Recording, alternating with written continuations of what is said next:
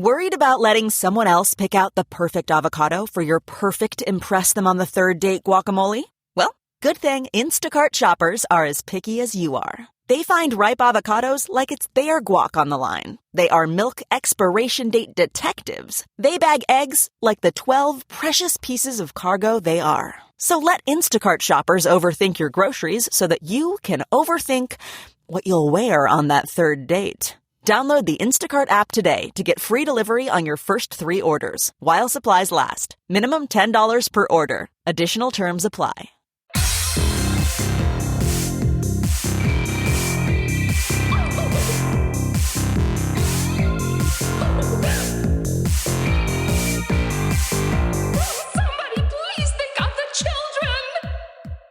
And welcome back to Scarred for Life, the podcast where we open up old wounds by looking back at the media that scared us as kids.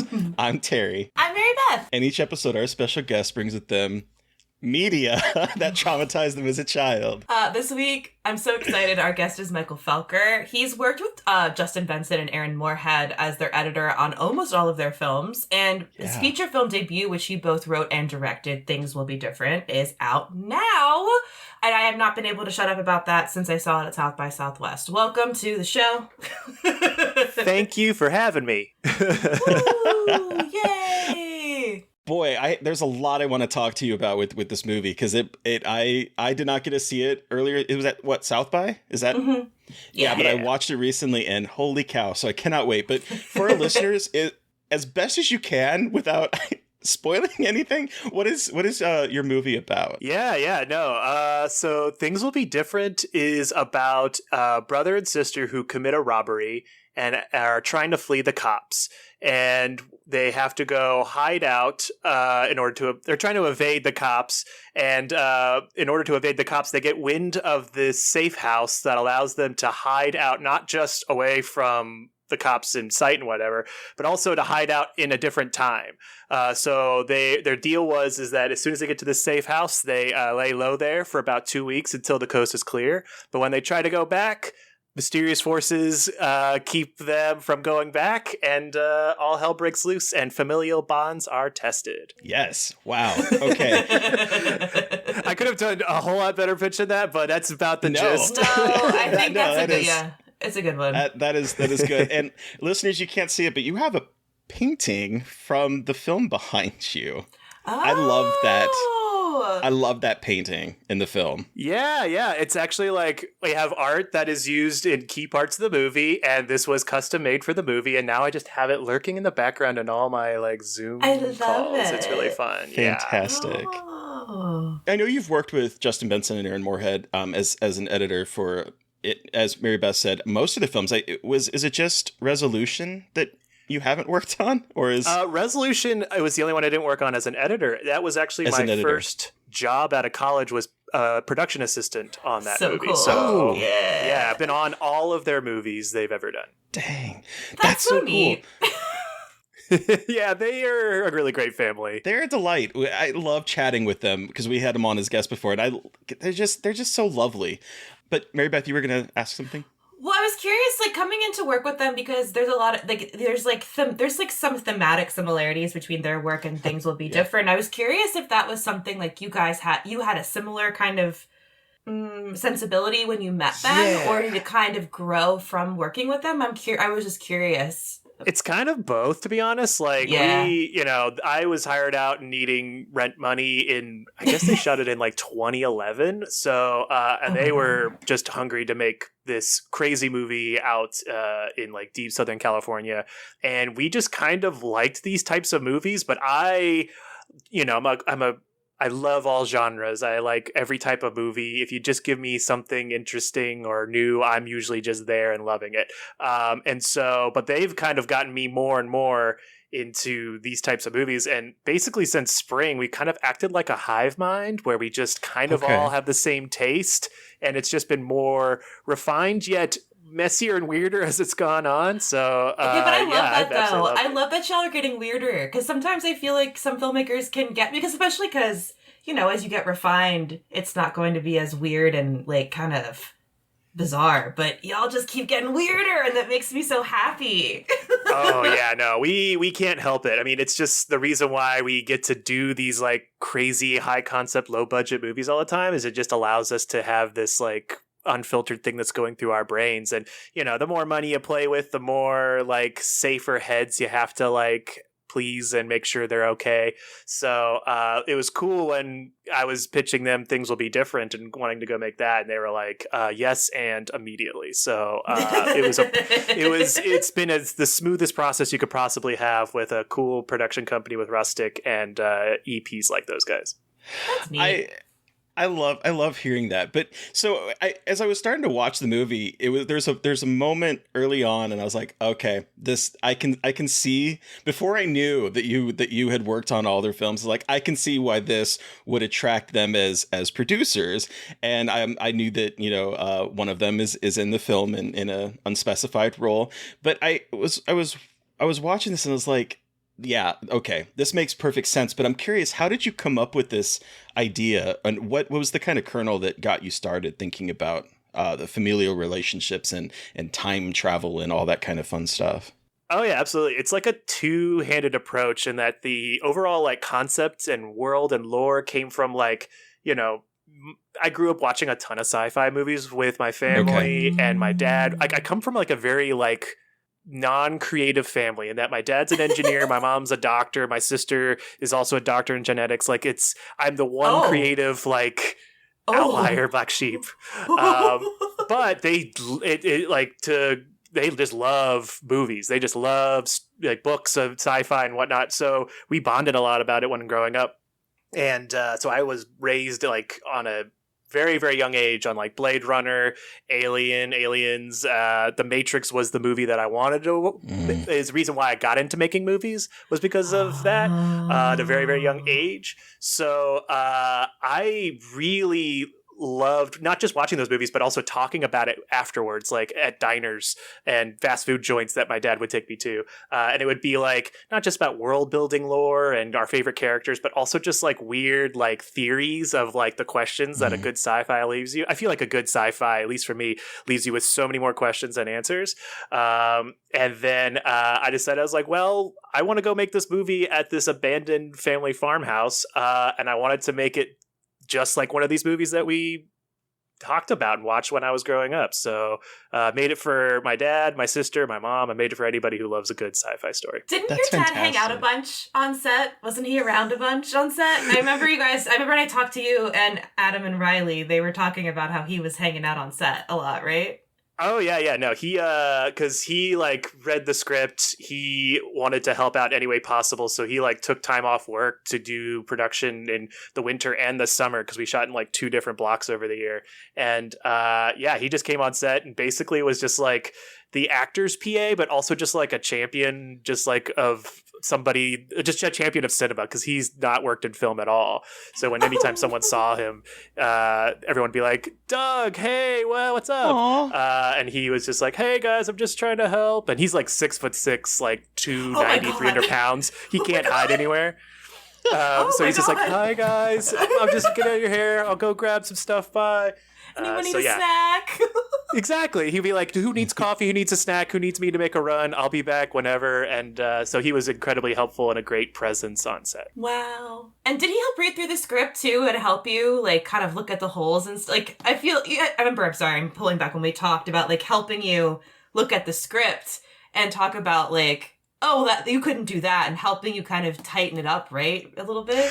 He gave notes on every part of the process. He like read the script. I think the script was around this time, around 2022 was when he was like reading it and Rustic was reading, we're getting it ready to shoot. And so like he gave notes, but he also gave notes on cuts. He would sit there on set and he'd be like, can I say something? And I'd just be like, oh, hey, yeah, Dad, say anything. And everyone was just like, because we were such a small indie set, we were like, hey, who's got some cool ideas they want to try?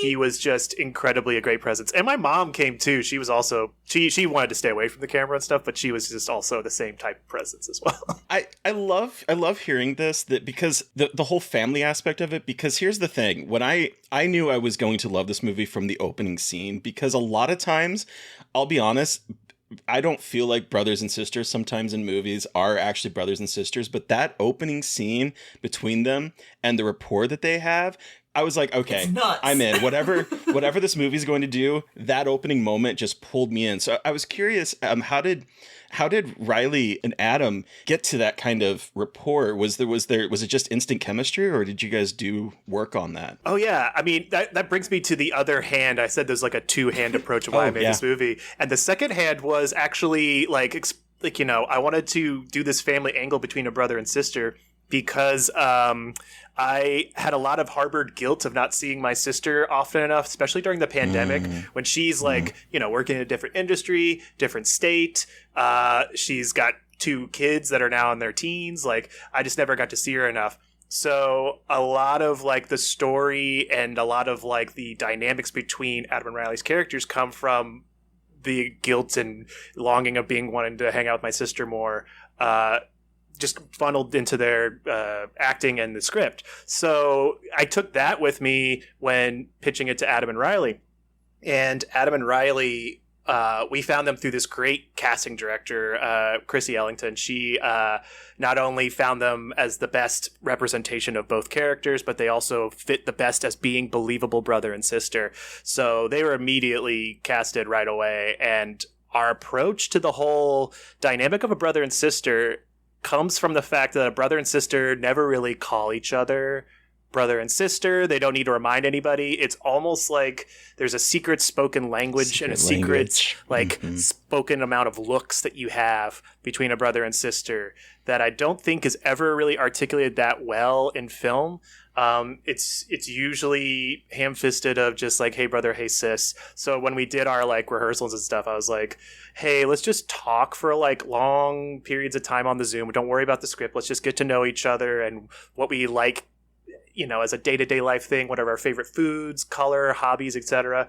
And then at one point, I was about like 2 hours into like one of our Zoom calls that I just went like, all right, guys, I'm going to leave, but you guys stay here. I want you guys to develop just more secret language stuff, more stuff that you guys only know about each other that I don't even know.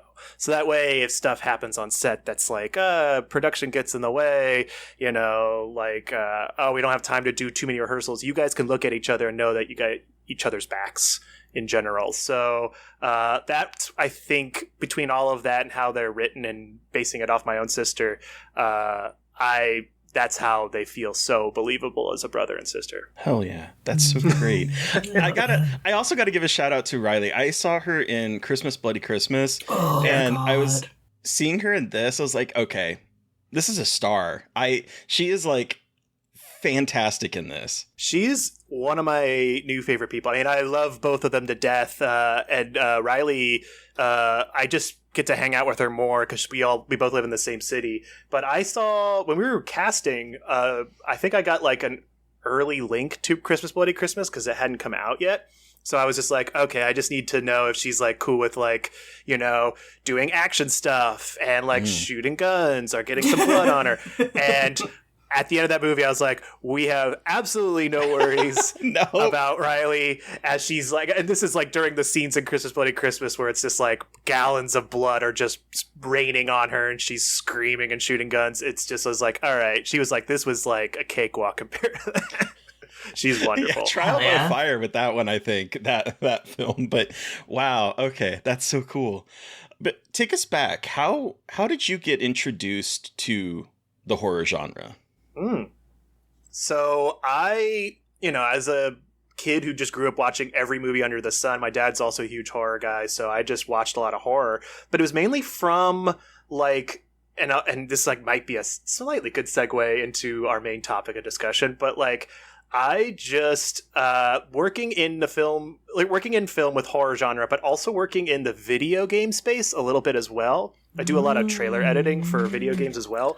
Oh, okay. That's an art. That's a special art in and of itself, I swear. It's a whole nother ball game where it involves like you playing the game in a half-built state, using debug codes to kind of get around and understand what's going on. I realized that like the horror genre is just so much like the biggest genre that gives you the biggest reaction. Like out of all of like the genres of film and video games, it's the most primal. It's the one that makes you trigger that fight or flight in a way that you just don't get from anything. I think the only thing that's close is comedy, because it just gives you belly laughs when it's done right. But like, the horror genre is not only, and a lot of people can do it and do it effectively in a small budget, but also like could just put you in a space that no other genre can. Like, you're just so locked in on a good horror film that the whole world drowns away, and you're just in this dark room with this window to a nightmare, and that's all you can see. And it's why I like working in it. It's the most fun for me as an editor. It's the most fun for me as a writer and director. And I gotten to know more cool and amazing people in the horror space than anywhere else in film or video games. It's just really, really a welcoming, inviting space for people to work in and experience nightmares. We're all just a bunch of lovable freaks, you know? I think we all just love being scared and hanging out together. Love it. Absolutely. Yeah. So I gotta, before I want to hear about your childhood relationship to horror, but I was surprised you said you edited video game. Can you tell us which some of the ones that you have edited? I've edited video game trailers for a lot of, mainly, do you know any games from Annapurna Interactive? Yeah. I love Annapurna. Yeah. It's so weird that you say that, though, because I just saw the news that their whole development staff resigned. I know. I was just dealing with that right before I got on. They are all left Annapurna Interactive, but I'm going to follow that team to wherever they go next, because they are the most passionate people in video games. They're dedicated. It's cool stuff. They're just pushing things with the video games in such a cool way. I started playing Lorelei and Lorelei and the Laser Eyes. A few weeks ago, and it's so good. I haven't had a chance to get to it yet, but it's been on my list to play. Because, that whole team over there, they work with the best passionate developers around the world. They are just about intimate stories with emotionally driven game design, and it's just they're the few people that can actually push the boundaries of games.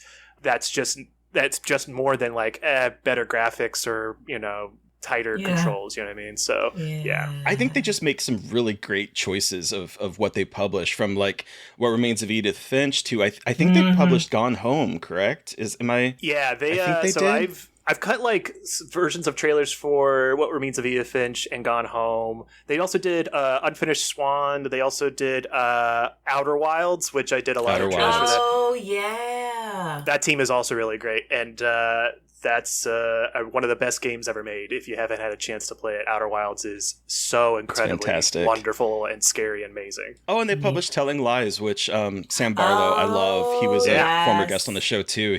I love him so much. I've kind of lost track of it. I've done a lot of their trailers, but everyone that they work with is just the nicest, most creative, talented people. They're a gem to work with, and I can't wait to see where they set up their next venture. So absolutely. Oh, that's so cool. I was gonna say the parts that make me scared of horror when I was a kid was just I guess that's why I was more driven to video games, because video games as a kid, in movies you have this out where if you don't want to experience, if you're so scared of an image or what's happening on screen, you have the ability to look away and the nightmare will continue playing. Video games gave me this paralyzing fear where if I don't keep going, the game will stop. The dream will just be over. So you're forced to confront horrors and fears in a way that no other medium can. So when I was a kid, playing horror video games was just so infinitely more traumatic and more paralyzing, to the point where I didn't want to leave. I was like, I don't want to play this game anymore. I would leave it on, go sleep in another room. It was horrifying. So yeah. What was your first? Were you a console player, or what was your first console? I was. My dad bought a Super Nintendo when I was 4. Hell yeah. Okay. And I learned to read on Legend of Zelda: A Link to the Past. So he would play. Yeah. So he would. Yeah, that's so cool. So I have vivid memories of him playing that game as a kid, and that he would just stop and let me read all the text that would come up. And that's how I learned to read before kindergarten. You know, that's and so all these amazing. people out there saying video games are bad for kids. Fuck you. Sorry. No, fuck them. They're great. Yeah, I'll be honest. Like I had problems. I probably have undiagnosed ADHD, but I had problems as a kid paying attention in class. And my parents bought a Nintendo, the first Nintendo, and that really helped center me in a weird way. And then while I didn't necessarily learn to read from video games, one of my favorite games was Final Fantasy 2 / Final Fantasy 4. Love that game.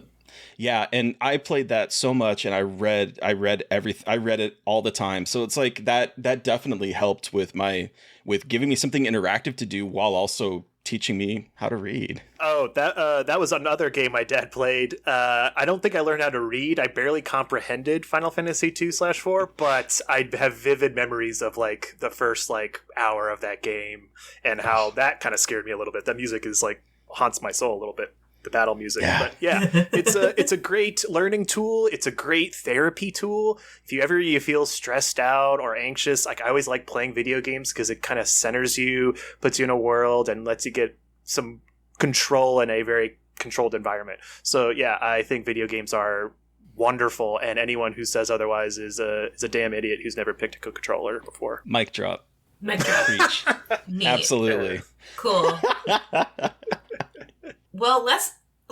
I know that we didn't ask some of the usual like movie questions, but since we're on video games, let's just transition into talking about what you brought. Mike, I'm so sorry. I didn't want to actually go by Felker a lot, just because there's Felker. usually like Cool. 20 Michaels in a room, so everyone I work with just calls me Felker. Cool. Well, Felker, as you guys have probably gathered, we're talking about a video game today, actually, instead of a movie. So what video game did you bring with you for us to discuss today? I brought one of if not the first game I ever beat in my entire life as a kid was The Legend of Zelda: Ocarina of Time, which is a paramount game for anyone who played video games in the 90s. It is based off the Zelda franchise, and which is about like, you play as like a character who basically goes and saves a princess and does a bunch of dungeons and collects pieces of this Triforce that allows you to beat this bad pig monster named Ganon at the end of it. It's a great video game series with tons of great puzzle design and lots of great world building and scary lore. And Zelda Ocarina of Time is the first 3-dimensional video game. So it really kind of just scared the bejesus out of me as a kid. Tell us about that. So, well, before we do, I want to, because you talked about learning to read through A Link to the Past. So what was was Link to the Past your entry point into Zelda, into the world of Link and Zelda? Yeah, Link to the Past specifically was the one that I just saw my dad play, but I was too young to know how to like play with the controller. Like, I was barely playing Mario World, so I basically was like, just figuring out what B does, what A does, what left and right does. So, but I watched him play, and then as I got older, we got a Nintendo 64. I learned how to play 3-dimensionally pretty well with Super Mario 64 and some other games. So, and A Link to the Past, Ocarina of Time is the one that I played as my first game, and it was also like my dad's last 3D game because he just couldn't comprehend the jump from 2D to 3D.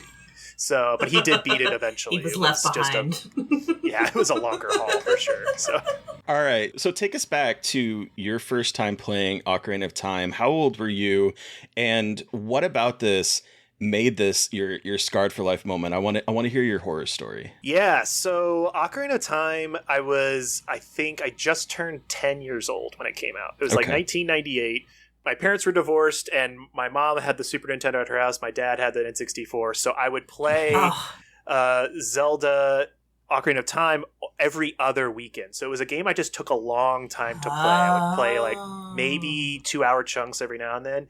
And I think what I think of good atmosphere, not just in video games, but in movies and just any sort of visual medium lore, I think of Ocarina of Time when I first stepped into the first dungeon, which, is inside the Deku Tree, which is already scaring me as a concept, which I was already freaked out because it's the first thing you do as a little boy who gets a sword and a shield. you go inside a dying tree and have to fight monsters, which is just unheard of for me at 10 years old. Yeah. But that moment was like, you know, like a little bit of like, all right, here's how scary things can get. It won't get much scarier than that.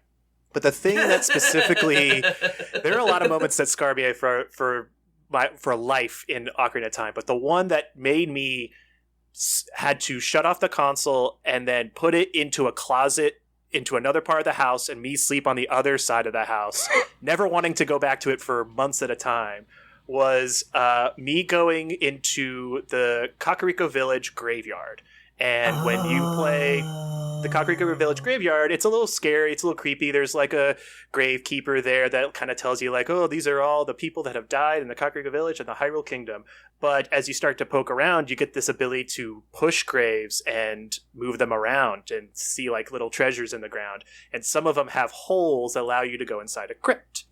So I found one, pushed open a hole, fell into a crypt, and I encountered the most terrifying thing that is probably, I would still say it's the top 5 most terrifying thing of all time. I encountered what the game calls a creature called the Re-Dead, which is a horrifying concept of a monster in anything. Basically, it's just this weird brown zombie carcass looking thing with like a weird wooden mask that's just holes for eyes and a hole for a mouth.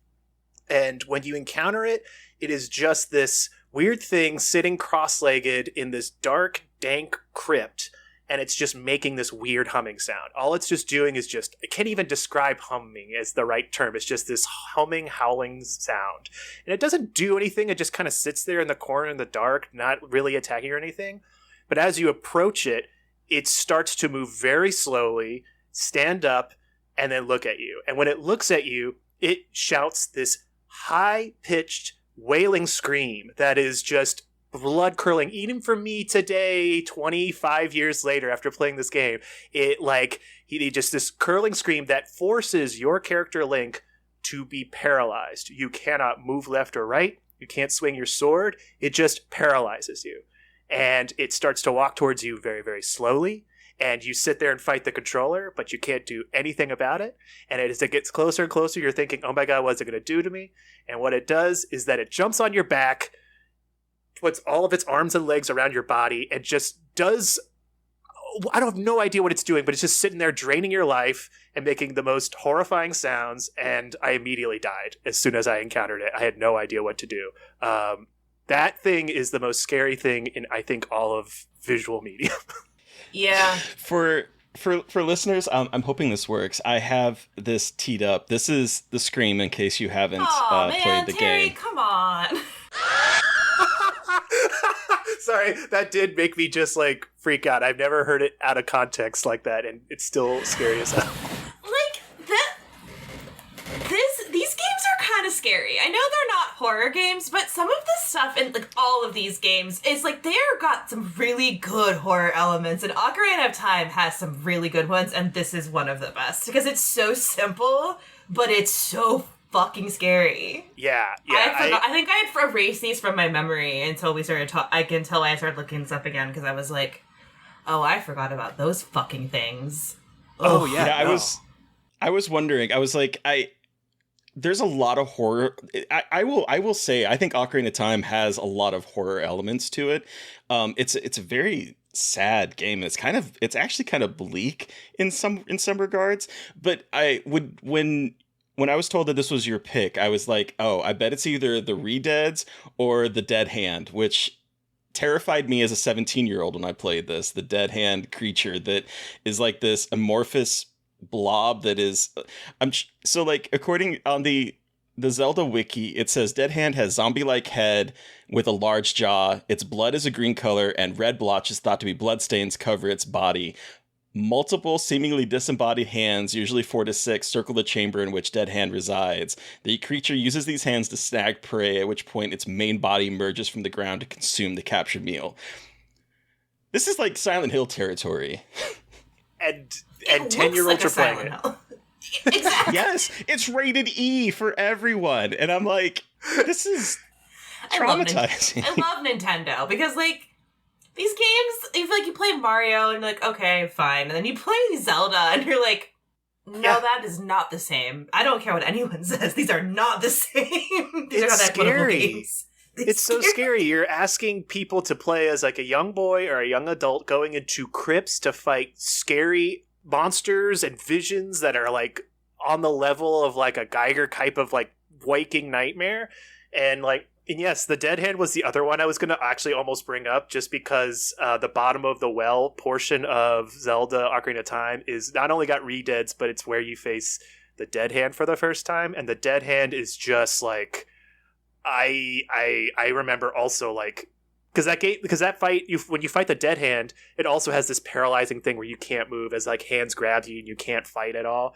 And it makes me want to not play the game. I think both times where I cover a re-dead or I fought a dead hand, I just stopped playing the game for months at a time. So that's the thing with horror video games. It's always like so interesting. It's kind of, Felker, what you were talking about before with like, you know, you would just pause and don't keep playing. It's like you can't get past something and you're like, this is like, even like to the difficulty spike, especially when you're younger and playing these games. Like, I love video games, but I'm not like, I would not say I'm good at video games. So I would get frustrated kind of easily of like, this is really hard. I love puzzle games, but like the combat stuff was not always good at. So it was always frustrating like playing games like this. I'm like, I don't want to play anymore because it's too hard. It's like the actual technical skill is like, for me, not there. Yeah. It's already tough as it is being like a person who has to function and control their own life in their hands and what they do. And I barely could do that on my own. And then video games are asking you to like, by the way, take this controller and do this with like an avatar in this like world on your screen.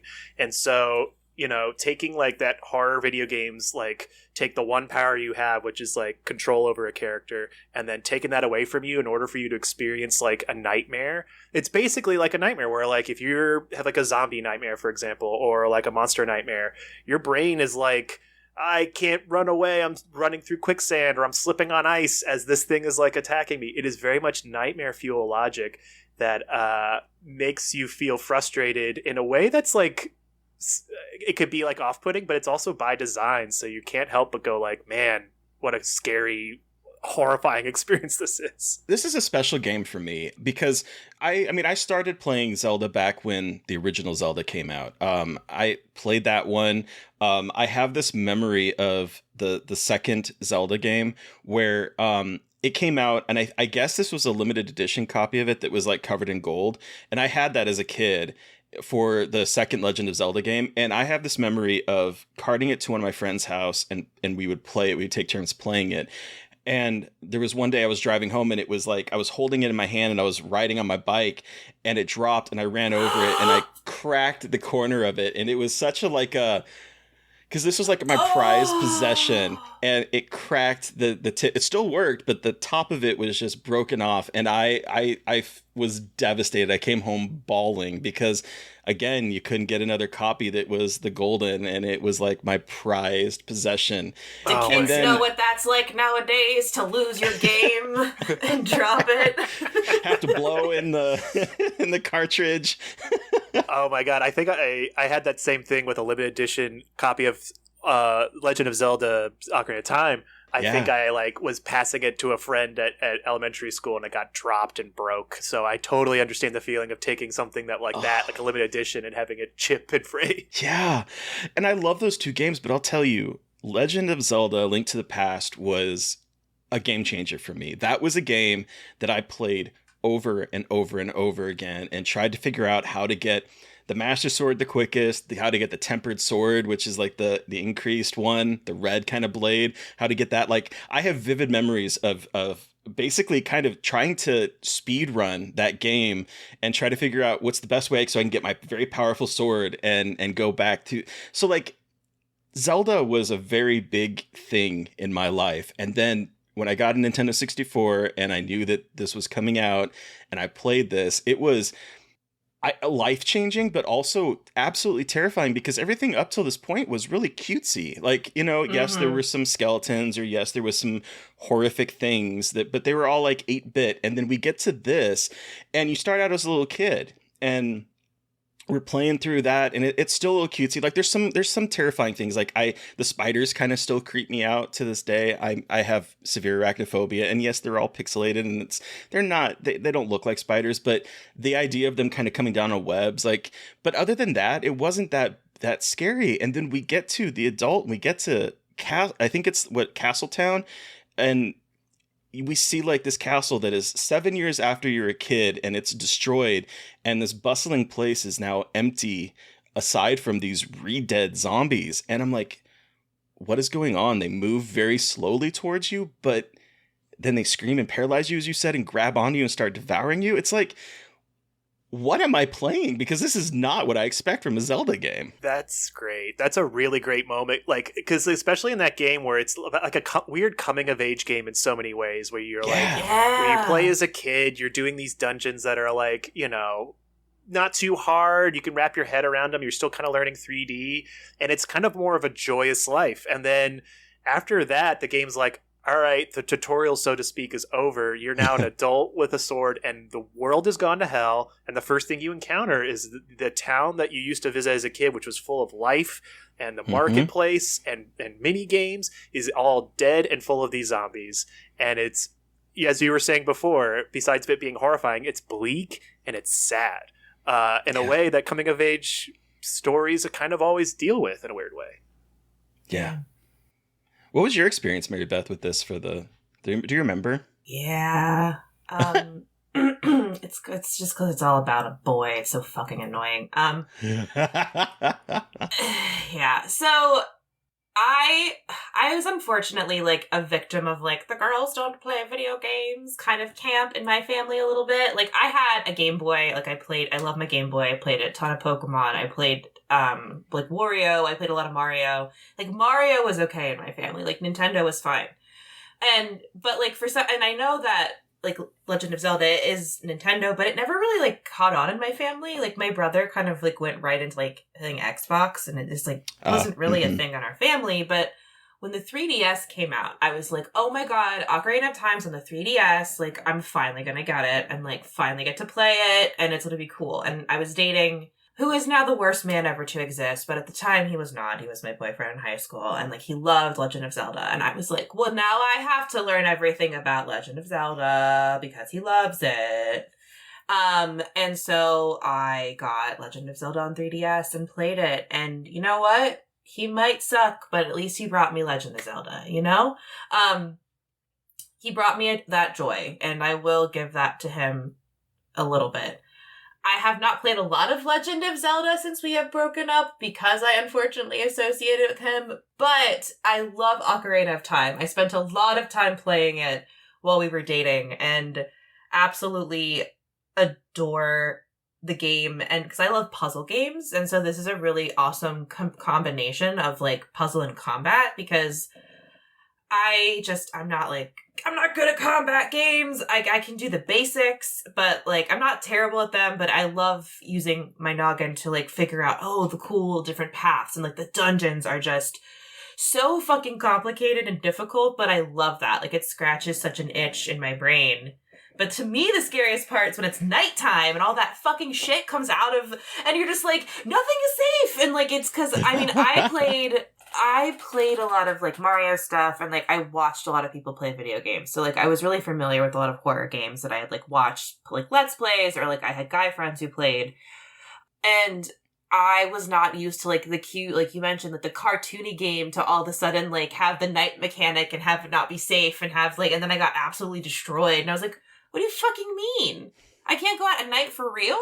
Like it was just, I had games that had that, but it didn't hurt you to go out at night. And then I think this was that first time that I was like, oh, this game isn't fucking around with like being like mean. Because I think this game is like, and I think these games are like mean, but not like in a terrible way, but they're hard. Like I mean, maybe I'm dumb, but they're difficult games. Like they really make, especially for kids, like they were kids playing these games. Like these puzzles are not easy. Like they are difficult because you're fighting and there's bosses sometimes. And then you also have to figure out the puzzles and moving things around. And it's just a lot. of awesome stuff, but like it's just a lot going on in a video game. It definitely deals with a lot. By the way, I also have video games that I had loaned out to prior significant others and never got back, and now I associate like, oh, I can't play that game anymore. That's based off that person. So it happens. Weird. It's just like, yeah, I actually like when I was moving, God, we broke up like 10 years ago. I still have one of his games and I threw it away and I felt so vindicated. I was just like 17-year-old me feels so free. Yeah. It's like throwing it in the trash can. Yeah, but it's also like, you know, I'm glad it just shows the power, I guess, of specifically Zelda, that you could still have those moments despite like everything going around. Like I played Zelda during divorce, so I always associate like, oh, parents fighting with like Ocarina of Time. But like it's I remember wild, like the media, the connections we make with like relationships and media. It's like so hard and weird. It's just like such a fascinating way that we link things like that. But anyway, I always like get transported immediately to like, it happens with like my favorite albums. It happens with my favorite movies. To like when you first see them or hear them, you're just like, oh yeah, I remember listening to like Radiohead, OK Computer, and I'm immediately on the bus with my compact disc player and just listening to that on the way to grade school. It just, you know, those things kind of just happen. But Zelda, I remember the first time, that part where you're just running through the field and then night comes and then all of the skeletons come out of the ground. That is vividly my brain, because as like a 10-year-old, I was like, you can't do that. You can't do that. I gotta go find someplace safe. Yep. And I was like, how do you run? And it was like, because I think it was like one of the first times I picked up the controller, and I was like, I don't understand. I'm not running very fast. My legs are too small. And I was just like, this game is hard. I don't like this. It was so hard. I remember I had to have my dad come in to help. Not just on the skeleton part there, but also when I did have to put the video game in a closet, and he was like, hey, I need to play it. What's going on, Michael? And I was like, I'm scared. I can't play it. I can't even sleep in the same room as it. He would plug it in and beat the Re-Dead for me. He beat the Dead Hand for me growing up. That's parenting. That's parenting right there. That's a real dad. Yep. Like, and now he's working on my movies as like an adult. So he's not gone. At any capacity, still helping out beat bosses in more ways than one. That's so sweet. That. Yeah. I mean, as a 17-year-old dude, too, because, like, again, with my experience being all of the previous Zeldas, I was not expecting it to go night and then evilness was going to be chasing after you. It was such a foreign concept to me. And I mean, the game was difficult, but I also have to admit that the N64 controller, not my favorite. Ugh. It's not terrible. My favorite controller. Foul. What? I don't know where to put my hands. Banana. You're like asking me to hold a bunch of bananas, and you only. But like, whoever held, I always held just the two. I never held it like anyone who held it like this and not like two like this. It's if the people who held it like this definitely just stop playing video games. They're like serial killers. They're serial killers. If you hold your N64 controller normally, like by the two on the end, you are a serial killer. If you see someone hold it like that, call the police. Call the police immediately. It was I have so many. When I was thinking about this game, it brought me back so many memories of the N64 in particular, because one of the things that we would play a whole lot was GoldenEye, and that game forced me to play a game differently than I have ever done either previously or since, because my left finger would play for the camera on the joystick, and I would use the little gold buttons, the up down, to like move, and so that's the only time that I've ever had to use like my left finger for the camera, because trying to aim with those the little buttons to like move, impossible. So like I switched it around, and it's also what kind of taught me how to do what they call southpaw, or like inverted axis, where if you push like a plane, like if you push down, it looks up, and so that's how I look in games all the time, and there's been some games that I've played where that's not even an option anymore. And I'm dreading the day when I have to like learn how to push forward to look up. Wait, you play all of your games inverted?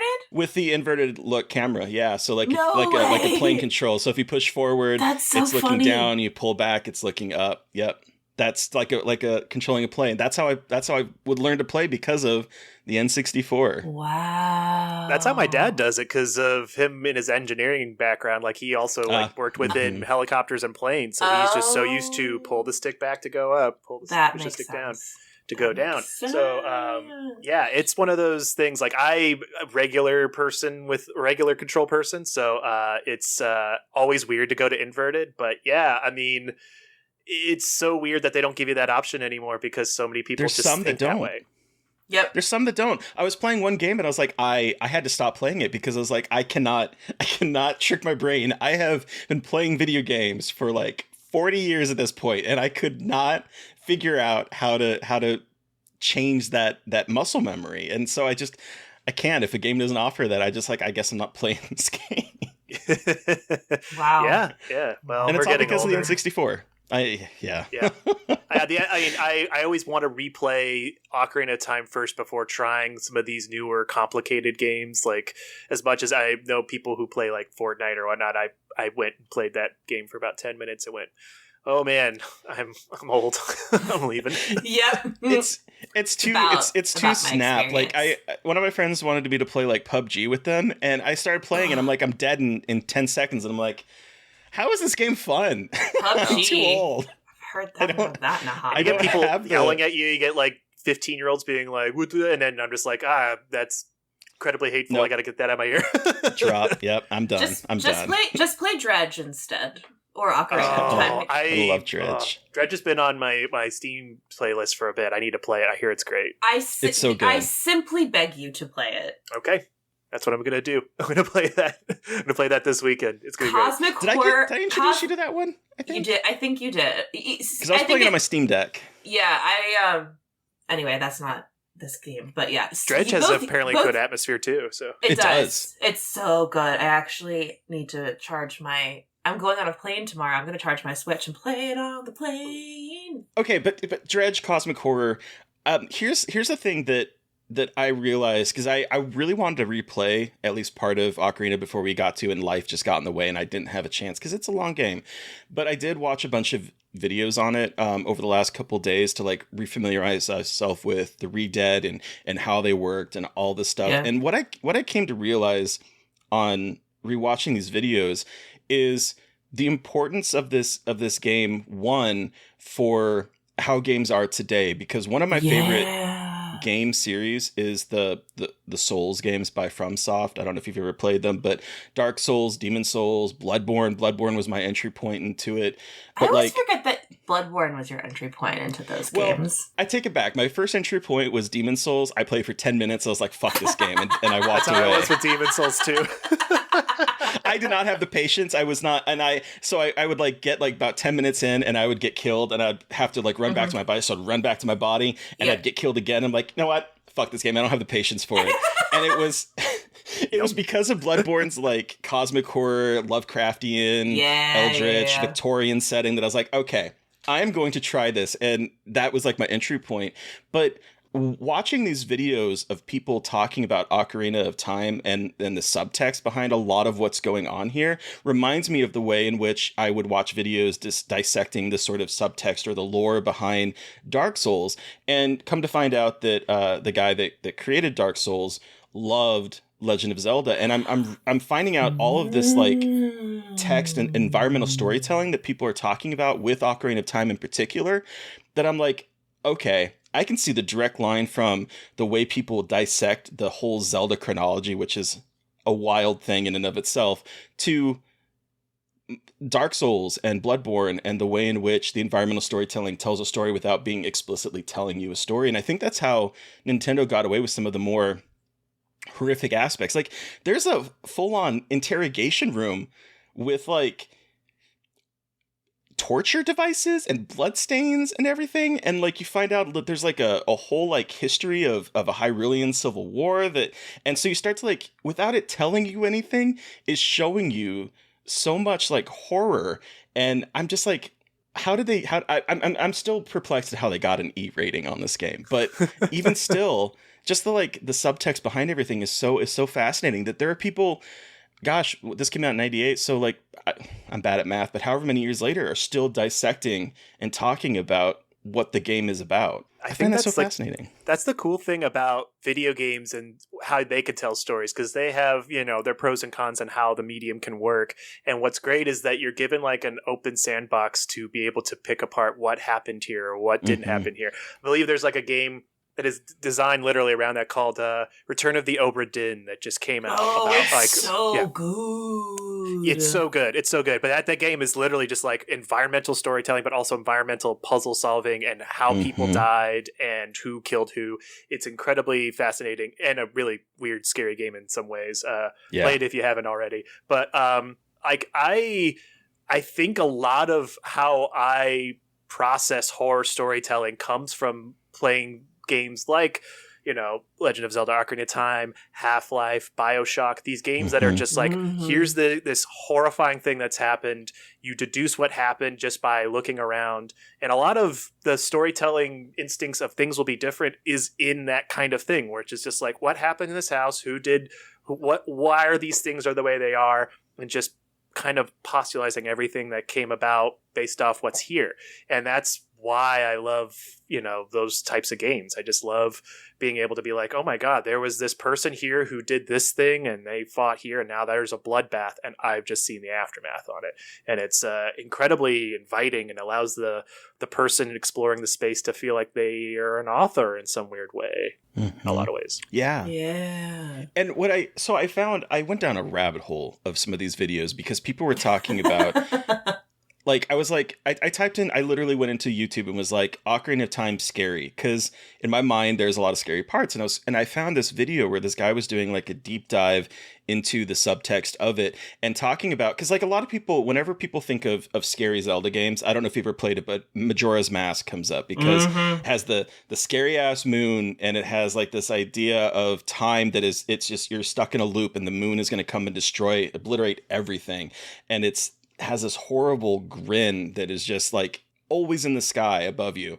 But like this game, Ocarina of Time, I think is quietly even more haunting in that way because of how kind of bleak it is. Like, you got to remember that Link as a kid finds the Master Sword, gets basically whacked by Ganon and is put into a magical state for 7 years where he is now, his body is older, but his mind is still that kid's mind. And so thinking about the fact that we have now, like, a 10-year-old in a 17-year-old's body, or whatever the age of the kid and the adult is like, your body is now older. I mean, this is body horror, but your mind is still stuck to being a kid.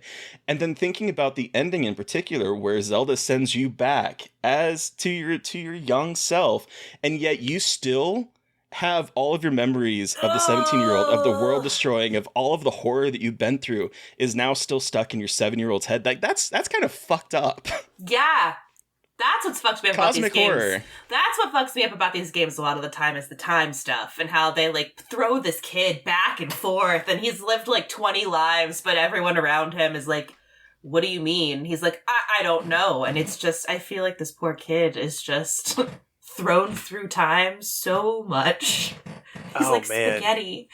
I know. It's like, it's an existential horror of just like, where's your place in this world? What do you do? Like, you're right. And like, when you sit there and think about it, he is asked to like take the biggest duty in the world with getting this Master Sword, and he's only like 10 years old. And then he's thrown through 7 years later to being a 17-year-old, which, by the way, you just skip puberty. You're just an adult man just going like, what happened here? And then you step outside. Yeah, and then you're like, well, the first thing I'll do is I'll just go home and try to like find some reason. And your home is like invaded by monsters, and your best friend in the world is like a weird sage ghost that's just in this temple that is like trapped there. And you're just like, and then like you said, by the end of it, you've experienced basically like a giant kingdom's like collapse and rebuild. And then you're sent back to your body and you're going like, by the way, you saved the world, but no one else knows except for you. and your one friend that has been your companion through like the entire time, Navi, the fairy, leaves at the very end. She leaves you, and you're just alone with the knowledge of everything that you had. The only person that you could share, thing that you could share like some kind of commiseration with, even though she mostly just says, listen, it's, she leaves. And so that one video that I found also goes into the idea that, because I guess in Majora, I never played Majora's Mask, but my brother did, and I would watch him play it a little bit. But I remember, basically what I find out is because it's a direct sequel to Ocarina of Time, but what I'm gathering based on this video is that Link goes looking for Navi and goes into the Lost Forest, I think is what it's called. And there was a game theorist video way back in the early aughts that was talking about how Link in Majora's Mask is dead because of Lost Woods, and the idea that as you're traveling through that, there's like a moment in Ocarina of Time where one of the kids says that everyone in here is going to become a Stalfos, the kind of skeleton creature. And so this idea that he is lost in this woods trying to find Navi and knowing what is possibly going to happen to him in that is like, this is bleak for a Nintendo. Oh man, I could go on about, because Majora's Mask is one of my favorite games as well. It's actually the game that me and my now wife like bonded over because she was playing it for the first time at the point. Neat. And yeah, exactly. So Majora's Mask starts as a direct sequel as you are on Epona going through the Lost Woods trying to find Navi, and you already have this lore about the Skull Kids that are in the Lost Woods from the first game, about how, like, if you're stuck in the Lost Woods for too long, you eventually turn into these, like, skeleton night creatures, these Stalfos. And it's, like, a horrifying, like, experience. But there's an opening set piece to Majora's Mask where there's a Skull Kid who is wearing the Majora's Mask, steals your horse, and you basically, like, chase him through, basically, like, what is, like, a Alice Through the Looking Glass. You go down, like, a wormhole, and you come into the world you play in Majora's Mask, which is Termina. And the scary thing about Termina, other than there's a moon that's about to crash into the Earth, and you have 3 days to stop it, and you have to use time travel to solve this problem, is that every character in Termina is in Ocarina of Time as well, and they're like alternate reality horror versions of themselves. Oh, that's right. So it really lends to the theory that he is in some sort of afterlife purgatory, passing through and is dead, and everyone here is like some strange Wizard of Oz like alternate version of themselves.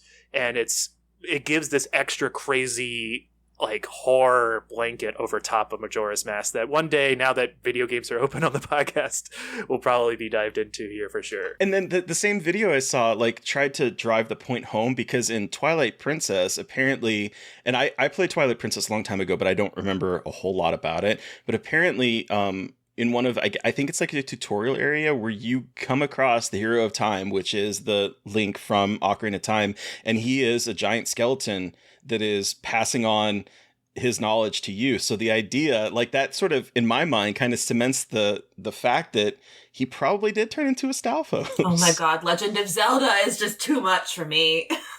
Yeah, there could be a whole episode just on the actual like timeline of all the Zelda games, because they all haunt each other in weird ways. And yeah, you're right. You kind of learn how to actually play the game through that character in Twilight Princess. He like teaches you how to like to do a backflip and sword stash, but also he's like the dead hero of time from like, yes, it's very cool. And Legend of Zelda as like a whole, like if you're looking at the games and the timelines that split because of Ocarina of Time, and you look at all of this, like it in itself is cosmic horror, because it is the same thing happening over and over again at different points in time. Yeah. It's the same beats. It's a hero, it's the princess, and it's this evil dude that's going to come and ruin your day. And for the most part, most of the games follow that pattern. And so it's like, it's almost futile. Like, yes, we're defeating this evil, but 100 years down the line, it's going to be back, and you're going to run through the same predicament. It's going to be different. There's going to be different,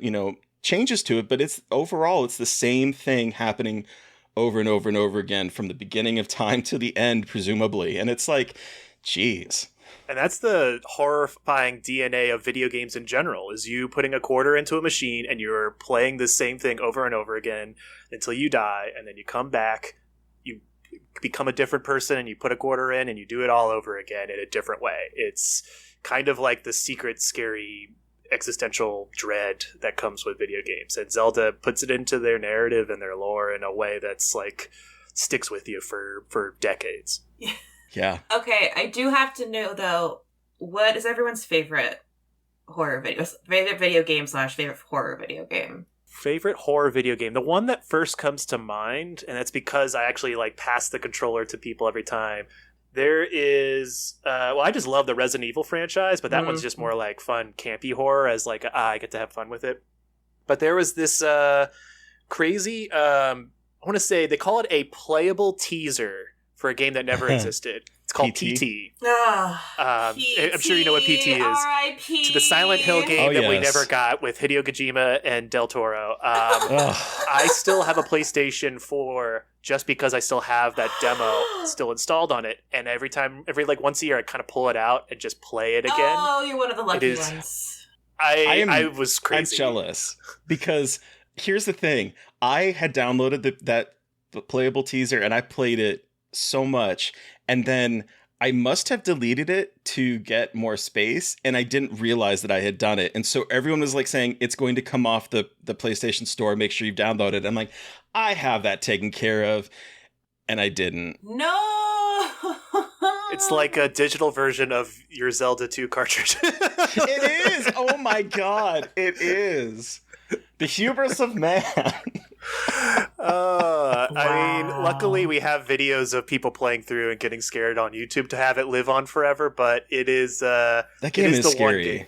Yeah. You could get to the scariest part 15 minutes in. You don't even have to buy in for hours on end like in Zelda where you have to get to that part with 3 deads. Like this is like, it gets you right away, and it's so simple and so affecting, and gosh, I really hope they can pick that up and sometime down the road and do it for real.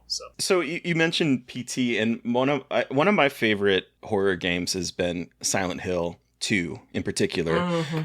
A lot because of some of the similar things that we talk about with Zelda, where like there's so much to think about, there's so much to like dissect, there's so much environmental storytelling and things to like dig into, and it's psychological horror. And I think it was the very first video game that I played where it made me like think about psychological horror in that way as a video game, because I was like, yes, I loved Resident Evil. I was shooting zombies. Yes, the dog jumping out of the window terrified the shit out of me in the first Resident Evil game. But like, there was something about the existential dread of Silent Hill 2 that just wormed its way into my head. And it's probably one of my favorite horror games. Although I will say Resident Evil 7, from a scare factor, that game terrifies me. Like, I had to put my controller down after like the first hour of playing that game, because that first hour is a perfect little segment of pure horror, just the way it builds. Yeah. I occasionally do video game streams where I just stream my video games out and play them online. Neat. And one of the first ones I did was playing all of Resident Evil 7 in VR. Oh no. I tried playing that with the PlayStation VR, and it's like, I can't. No. I did it. It is genuinely the scariest thing I've ever done in video games. I did it for an hour, and I was like, I'm going to die. Like, this is how I die. Like, this is the worst thing I've ever experienced. It got so bad because my I remember one stream. It was like the first stream we did where my wife and her sister were just sitting in the living room watching me stream out, but also just walk around the living room with this thing on and just screaming for dear life and falling to the ground and curling into the fetal position. And they were just, I could just hear them laughing in the background being like, oh my God, Michael, just take it off. Just take it off. And I was like, I need to see it through. Defeat. It was exposure therapy times 1,000. Please don't ever do it, for love of God. It's a lot. Wait, do you have a Triforce tattoo? Do I see a Triforce tattoo in your arm? Yes. So I could encapsulate my Zelda talk immediately with this because it ties also into Things Will Be Different a little bit. So I have a Zelda tattoo. It's the Triforce here on my right arm. For anyone who does see Things Will Be Different, Things Will Be Different has a connection between the brother and sister character that involve tattoos that were matching in their same parts of their body. Yeah. That is genuinely based off me and my own sister, Aww. who have the shared same Triforce tattoo right here. We got this about, I want to say, the year before like the pandemic, I think, like 2018, 2019. Where she came out to visit, and she'd never been to visit out in LA, and she was able to do it with, no kids, no husband. It was just her coming to visit me for my birthday. And one of the things we did, which was a birthday gift for each other at the time, because we almost have overlapping birthdays, was we got matching tattoos. And so we both grew up with Zelda. And this is why I was like, I almost shook my fist when there was like when you were saying like, hey, my household is like girls don't play video games. And I was like, my sister played video games hardcore and to the point where she would take the control from me. But she played all of Zelda as well. And we played a lot of video games together. So we have a special bond with Zelda. We both got this matching Triforce tattoo right by our elbow on our right arms by the same tattoo artist in the exact same style. And anytime we have like a bad day in life in general, we don't have to like get into the weeds of whatever it is. If we just have a bad day, all we do is just take a picture of the tattoo and send it to the other one. And all I do and what she does is send a tattoo right back. You don't need context, don't need the bullshit. You just know that whoever has this tattoo, they have the tattoo across the country and they got your back. And it was so important to me that element is in Things Will Be Different is a very easy way to communicate that. So, yeah. I love that. That's amazing. That's so amazing. So if you see a tattoo in Things Will Be Different, know that in real life it's a Triforce on my sister and mine. Hell yeah. Oh my god. But speaking of the movie, is that also the tattoo from the movie I see on your wrist? Is that I got at a film festival. I do have the actual tattoo of the movie. I got at a film festival once we started doing our run, and it was like a celebration. I think Adam and Riley are going to get their tattoo of this as well. Not at the same spot, but they are getting the tattoo once the premiere happens. That's so exciting. Holding them to it. That's amazing. What is the age difference with you and your sister, and who's older? She is about 22 months older. Oh, okay. So you guys are like very, very close. Like, okay, cool. like a little bit of a gap between like she was born, a little bit of gap then I was born. So, almost twins, but not quite. So, I love that story because it ties into my relationship with my brother. My brother, we have a very big age difference. He's 8 years younger than me, but I played Ocarina of Time and he would watch me play it. And I bought Majora's Mask and it didn't grab me. I was like, I'm not understanding this whole time thing. And I'm like, I don't have time. I think at that point I was more into PlayStation. And so I was like, okay, but my brother played it. And so I would watch him play it and he became so obsessed with that game. He would play it over and over and over again. And so it's kind of, it's similar. Like we still bond over video games and over Zelda. Like that is a big thing, even though I'm not a huge fan, to be perfectly honest, with some of the newer Zelda games, because it loses what I loved about the Zelda games, the dungeons, the new gear and all that kind of stuff. I tried playing both Breath of the Wild and Tears of the Kingdom, and it's great. I get why people love it. It's not for me. I'm very excited for this this 2D one where you play as Zelda herself, like that's coming out at the end of this month. Yeah, was it like Echoes of Wisdom? Echoes of I think that's what it's called. I'm very excited for that. But like, but Zelda has always been a special spot between me and my brother because of that relationship back in the 90s. Like, so I think that's fantastic. I love hearing that. Yeah, it's scary, but it brings people together. Zelda. Hell yeah. But Mary Beth, you didn't say what your favorite horror game was. Oh, okay. It's the one Biohazard. Not Biohazard, but Resident Evil 7 Biohazard is like, I love that one. Amnesia: The Dark Descent was the one that got me like really into being like scary games. Like that one was the one that like really showed me like how I was like, yeah, like I had played Fatal Frame and like I knew games would be scary, but that one was like, oh, this is like operating on a whole other level in terms of like sound design, and it was kind of like that beginning phase, like that kind of beginning of a new era of horror gaming that was just like, oh shit. And it's not really a horror game, but Luigi's Mansion is my all-time favorite game. It is the best game ever. And yes, I fucking love Luigi's Mansion. It doesn't get enough love. Yeah, it doesn't. Luigi's Mansion was my wife and I just went through 3, and we're about to get into the 2 remake on Switch. Yeah, I know. Yeah, it's so great. I need to get the second one. I'm like, but I want them to do the first one. I'm like hoping they do the first one because that is just like my all-time favorite comfort game. I love it so much. Me too. And Amnesia, I remember That's actually a game where I got so scared I actually never finished it. I just stopped and I never finished it because it's the first game to show people being like, by the way, we're just not going to give you any way to fight back. The only way to fight back is to go hide, and then hopefully you don't get caught. And so I was like, no thank you. I can't play it. I was like, this is too much for me. Like, this is too much like a horror movie. Like, I don't want it to be this realistic. Like, I did not ask for this situation. Jesus.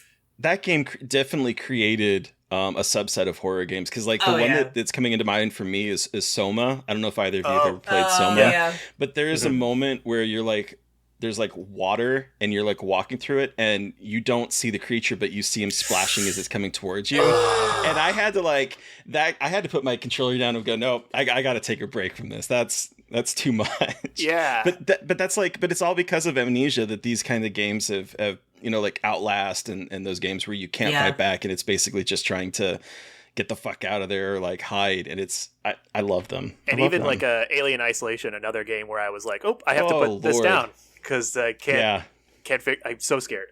So scared. So scared. Yeah. So do we want to wrap up and give Ocarina of Time our rating out of 5? That sounds great. I think we should change our ratings to Redeads, though. I was going to do the same thing.